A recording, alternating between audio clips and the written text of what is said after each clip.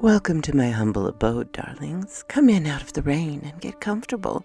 I have a story to tell you, and I hope you enjoy. If you do, be sure to like, comment, and subscribe. 20,000 Leagues Under the Sea. Chapter 15. A Walk on the Bottom of the Sea. This cell was, to speak correctly, the arsenal and wardrobe of the Nautilus. A dozen diving apparatuses hung from the partition, waiting our use. Ned Land, on seeing them, showed evident repugnance to dress himself in one.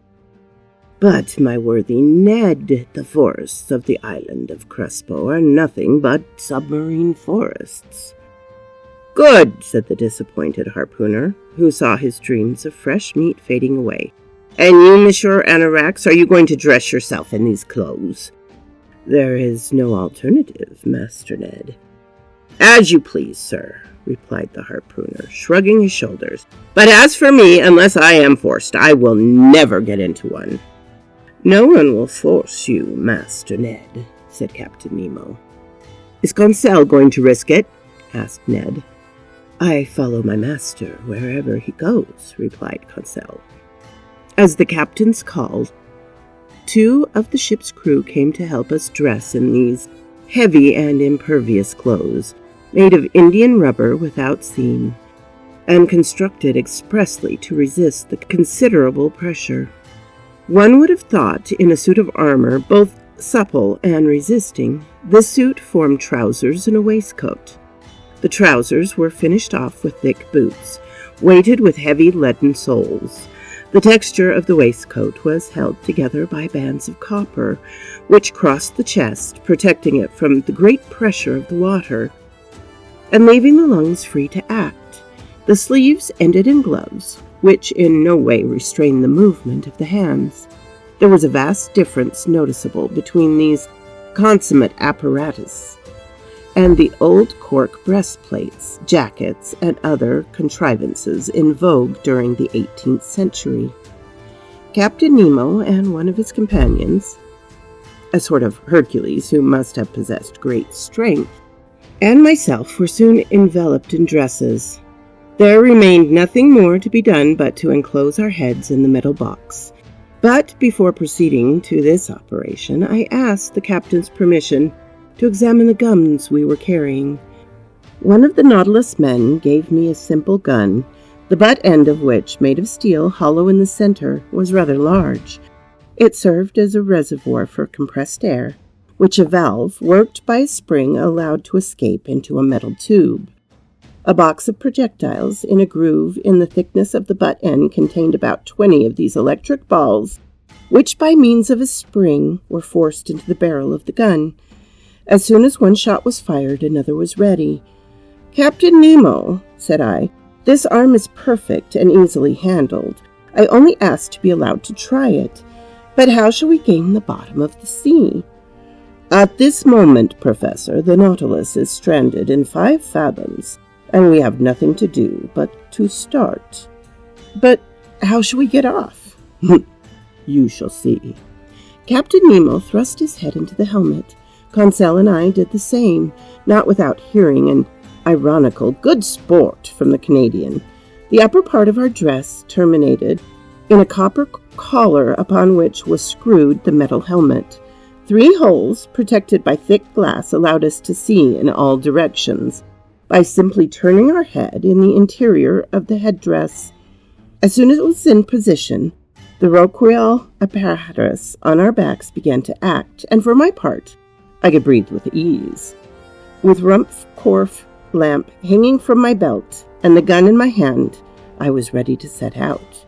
But to speak the truth, imprisoned in these heavy garments and glued to the deck by my leaden soles, it was impossible for me to take a step. But this state of things was provided for. I felt myself being pushed into a little room contiguous to the wardrobe room. My companions followed, towed along in the same way. I heard a watertight door, furnished with a stopper plates, close upon us, and we were wrapped in profound darkness. After some minutes, a loud hissing was heard, I felt the cold mont from my feet to my chest. Evidently, from some part of the vessel, they had, by means of a tap, given entrance to the water, which was invading us, and with which the room was soon filled. A second door, cut into the side of the Nautilus, then opened. We saw a faint light. In another instant our feet trod on the bottom of the sea. And now, how can I retrace the impression left upon me by that walk under the waters? Words are impotent to relate such wonders. Captain Nemo walked in front. His companion followed some steps behind. Conseil and I remained near each other, as if an exchange of words had been possible through our metallic cases. I no longer felt the weight of my clothing, or of my shoes, of my reservoir of air, or my thick helmet, in the midst of which my head rattled like an almond in its shell. The light which lit the soil 30 feet below the surface of the ocean astonished me by its power. The solar rays shone through the watery mass easily and dissipated all colors, and I clearly distinguished objects at a distance of 150 yards. Beyond that, the tints darkened into fine graduations of ultramarine and faded into vague obscurity. Truly, this water which surrounded me was but another air denser than the terrestrial atmosphere, but almost as transparent. Above me was the calm surface of the sea. We were walking on fine, even sand, not wrinkled as on a flat shore, which retains the impression of the billows. This dazzling carpet, really a reflector, repelled the rays of the sun with wonderful intensity, which accounted for the vibration which penetrated every atom of liquid. Shall I be believed when I say that, at the depth of 30 feet, I could see as if I was in broad daylight? For a quarter of an hour I trod on the sand, sown with the impalpable dust of shells. The hull of the Nautilus resembled a long shoal, disappeared by degrees, but its lantern, when darkness should overtake us in the waters, would help us guide us on board by its distinct rays. Soon forms of objects outlined in the distance were discernible. I recognized magnificent rocks hung with a tapestry of zoophytes of the most beautiful kind, and I was at first struck by this peculiar effect of this medium. It was then 10 in the morning, and the rays of the sun struck the surface of the waves at rather an oblique angle, and at the touch of their light, decomposed by refraction as though through a prism, flowers, rocks, plants, shells, and pulpi were shaded at the edges by the 7 solar colors. It was marvelous, a feast for the eyes, this complication of colored tints, a perfect kaleidoscope of green, yellow, orange, violet, indigo, and blue. In one word, the whole palette of an enthusiastic colorist. Why could I not communicate to Conseil the lively sensations which were mounting in my brain, and rival him in expression of admiration?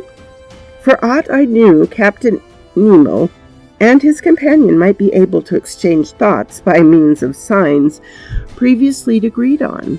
So for want of better, I talked to myself. I declaimed in the copper box which covered my head, and thereby expending more air in vain words than was perhaps expedient. Various kinds of isis, clusters of pure tough-cut coral, prickly fungi, and anemone formed a brilliant garden of flowers, enameled with porphyrites, decked with their collarets of blue tentacles, sea stars studding the sandy bottom, together with astrophyton, like fine lace embroidery by the hands of naiads, whose festoons were waved by the gentle undulations caused by our walk. It was a real grief to me to crush under my feet the brilliant specimens of mollusks which strew the ground by thousands of hammerheads, donaceae, veritable bound shells of staircases, and red helmeted shells, angel wings, and many others produced by this inexhaustible ocean. But we were bound to walk, so we went on, whilst above our heads waved shoals of phyllietids leaving their tentacles to float in their train. Medusae, whose umbrellas of opal or rose pink escalloped with a band of blue, sheltered us from the rays of the sun, and fiery peligray, which in the darkness would have been strewn our path with phosphorescent light. All of these wonders I saw in the space of a quarter of a mile, scarcely stopping and following Captain Nemo, who beckoned me on by signs.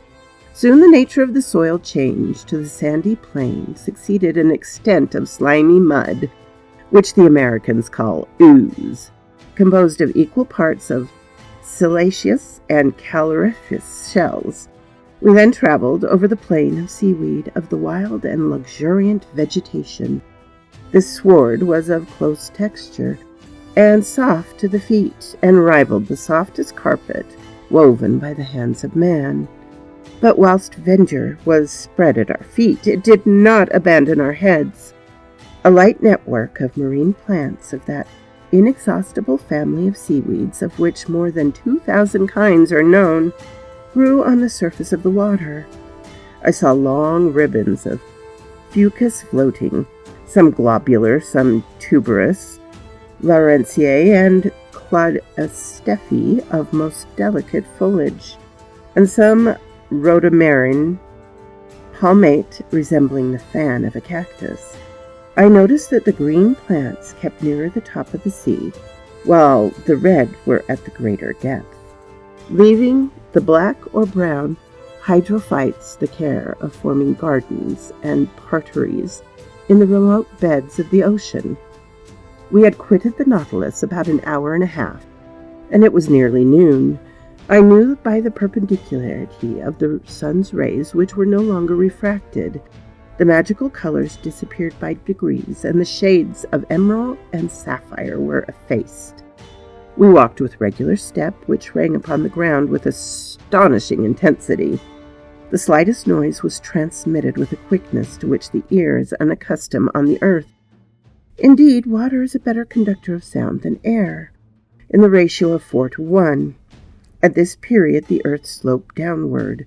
The light took a uniform tint. We were at the depth of 105 yards and 20 inches, undergoing a pressure of 6 atmospheres. At this depth I could still see the rays of the sun, though feebly. To their intense brilliancy had succeeded a reddish twilight, the lowest state between day and night. But we could still see well enough. It was not necessary to resort to the Ruhmkorff apparatus yet.